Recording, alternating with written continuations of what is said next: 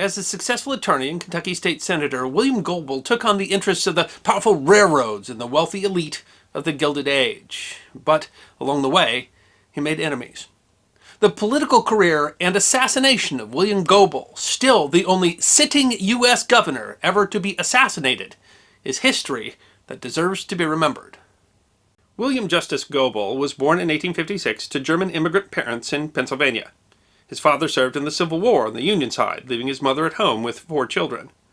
She taught them about their German heritage. William spoke only German until age 6.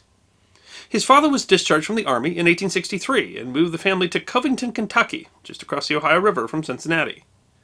William eventually decided to become an attorney and apprenticed with former Kentucky Governor John Stevenson from age 15 to 21. He graduated from Cincinnati Law School in 1877. He eventually became Stevenson's partner in his law practice. Stevenson was chief counsel to Kentucky Central Railroad, and Goebel became an expert in contracts, corporations, and railroads. He went into his own law practice to address alleged abuse by the railroads and negligence in the courts. Many overworked, injured railroad employees and widows came to him for help. Settlements were large, and he became quite rich. Goebel also defended railroad employees arrested in the 1894 Pullman strike. He didn't charge a fee, became hailed as the railroad lawyer and the poor man's lawyer. In 1887, Kentucky State Senator James Bryan decided to resign his seat and run for lieutenant governor. Goebel decided to run for the seat because it represented Covington. He ran on a platform of railroad regulation and support for organized labor.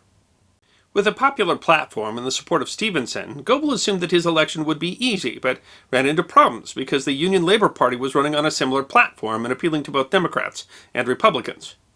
Goebel ran as a Democrat, won by just 56 votes. He came to a Kentucky Democratic Party that was on hard times. Republicans had come to the state to break white rule during Reconstruction. The economy was poor, workers' wages were low, farmers were in debt, and taxes were high. Goebel was not a Southerner. His family had fought for the Union. He was not the typical Kentucky Democrat. He believed in civil rights or blacks and women, and he added a populist agenda. There were only 2 years left in the term Goebel was serving, so Goebel had to make a name for himself quickly. His first bill reduced the tolls on Covington roads owned by a corporation. He favored more regulation and reforms. Voters loved him, but he made the ex-Confederate ruling class angry. He served on a committee to investigate lobbying by the railroad industry. Its lobbyists had attempted to get the legislature to abolish the Kentucky Railroad Commission. Goebel's committee uncovered abuses by lobbyists, such as giving free passes, money, food, whiskey to legislatures. He helped defeat the bill to abolish the commission, became quite popular in his district, and easily won re-election in 1889 and 1893. In 1890, he served on the committee drafting the new Kentucky Constitution, secured a passage putting the Railroad Commission in the Constitution, and thus insulating it from the legislature and attempts to abolish it. But Goebel made enemies in the process, and that nearly cost him his political career. The Kentucky Constitution included a clause banning anyone who had participated in a duel from holding office, a leftover from its days as a western frontier state that had a dueling problem. It also required public officials to swear an oath that they would not fight any duels. Goebel nearly ran afoul of this clause in 1895. John Leathers Sanford, a former Confederate colonel turned banker, was widely believed to have cost Goebel an appointment to Kentucky's highest court in retaliation for Goebel leading legislation to lower the tolls in Covington, costing Sanford a lot of money. Goebel wrote an article in a newspaper calling him Gonorrhea John.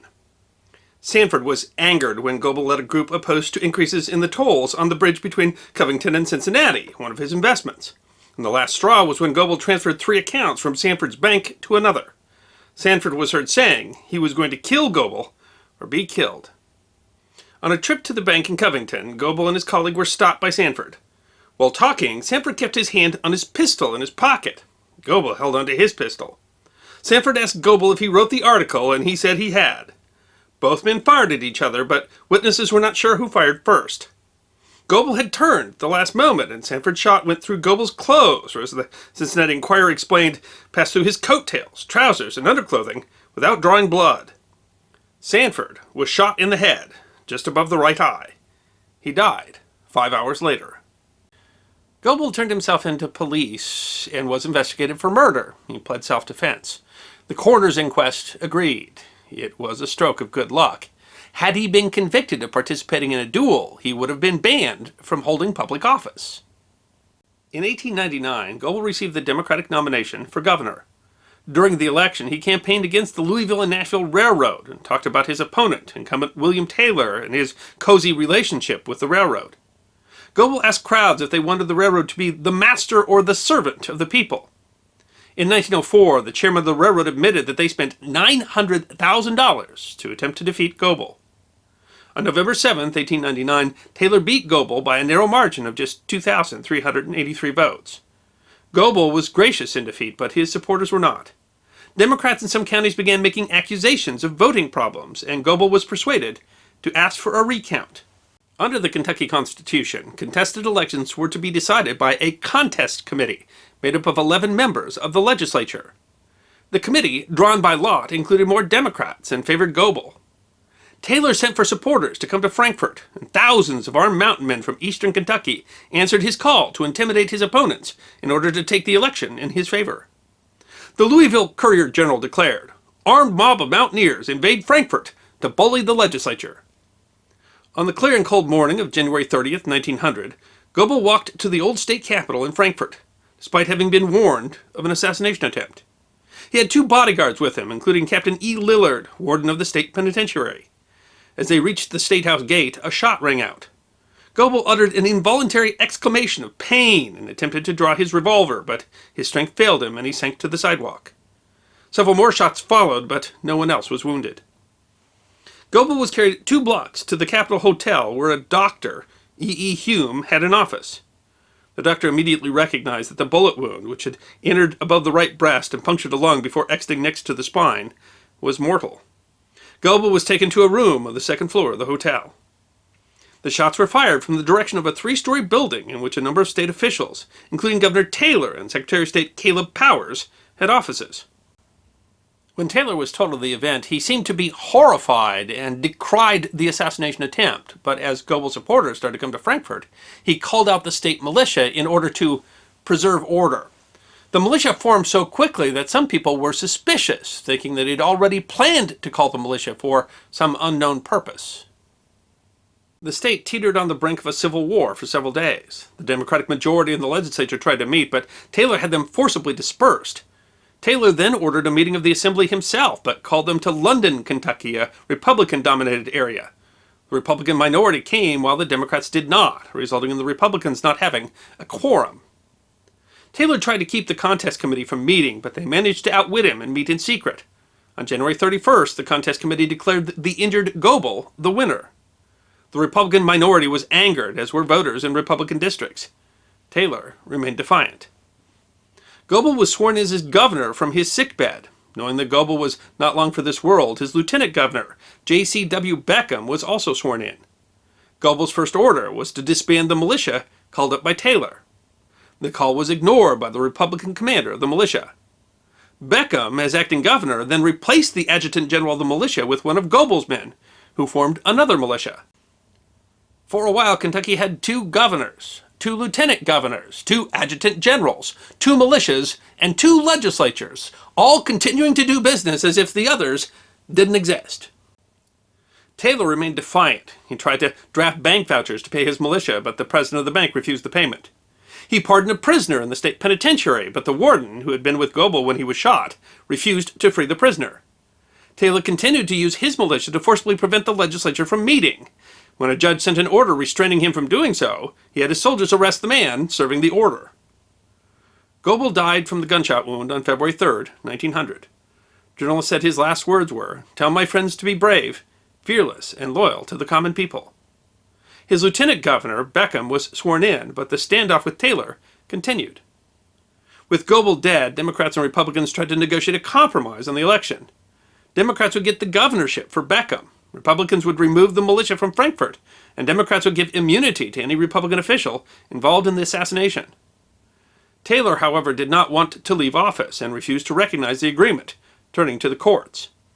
When a warrant was issued for the arrest of Caleb Powers, Taylor's Secretary of State for the assassination, Taylor protected him, instructing the militia to block him from being arrested. Powers managed to escape Frankfurt wearing a disguise, trying to get to a Republican area, but was caught by the sheriff in Lexington. Ultimately, the Kentucky Court of Appeals said the legislature acted legally in declaring Goebel the winner. Taylor appealed to the U.S. Supreme Court, who refused to hear the case, allowing the Court of Appeals' decision to stand. Out of legal options, Taylor stepped down, and J.C.W. Beckham became governor. 16 people, including Taylor, were indicted in the eventual case about the assassination. Taylor fled to Indianapolis. The Indiana governor refused to extradite him, so he was never questioned about the case by Kentucky authorities. 3 of the men accused made deals to testify for the state in exchange for immunity. 5 went to trial, and 2 were acquitted. Caleb Powers was convicted, along with Harry Utze and Jim Howard. Prosecutors said Powers was the mastermind, Utze was the intermediary, and Howard was the assassin. The trials were highly irregular. All 3 judges were pro-Goebel Democrats, and the jury pool was light on Republicans. Republican appeals courts overturned the convictions of Powers and Howard. Powers was tried 3 more times with 2 convictions and a hung jury. Howard was also tried and convicted again. Utze was sentenced to life in prison and did not appeal it. After 2 years in prison, he became a witness for the state. In Howard's second trial, he testified that Taylor had conspired with Utze and Howard. He admitted that he acted as an intermediary and supported the prosecution's theory that Taylor and Powers were the masterminds and Howard the assassin. Despite the 3 men spending some time in prison for the crime, the assassination of Goebel has never been conclusively solved, and most historians think that the identity of the assassin and any plotters will likely never be discovered. After serving 8 years in prison in 1908, Howard and Powers were pardoned by Beckham's successor, Augustus Wilson. Powers went on to be elected to 2 terms in the United States House of Representatives. Utze was paroled in 1916 and pardoned in 1919. Taylor was also pardoned by Wilson, but he rarely returned to Kentucky and became a successful lawyer in Indiana. Goebel was an unlikely politician in Kentucky. He wasn't even a native, wasn't part of the traditional power structure of the Gilded Age. He didn't give rousing speeches. He excelled at working behind the scenes to get his agenda passed. He took on powerful railroads and corporations in his home state, and while he wasn't part of the ex-Confederate ruling class, his populist agenda attracted voters. He remains the only sitting governor in U.S. history to be assassinated, a victim of the powerful wealthy of the Gilded Age. I hope you enjoyed this episode of The History Guy, short snippets of forgotten history between 10 and 15 minutes long. And if you did enjoy, please go ahead and click that thumbs up button. If you have any questions or comments or suggestions for future episodes, please write those in the comment section. I will be happy to personally respond. Be sure to follow The History Guy on Facebook, Instagram, Twitter, and check out our merchandise on teespring.com. And if you'd like more episodes on forgotten history, all you need to do is subscribe.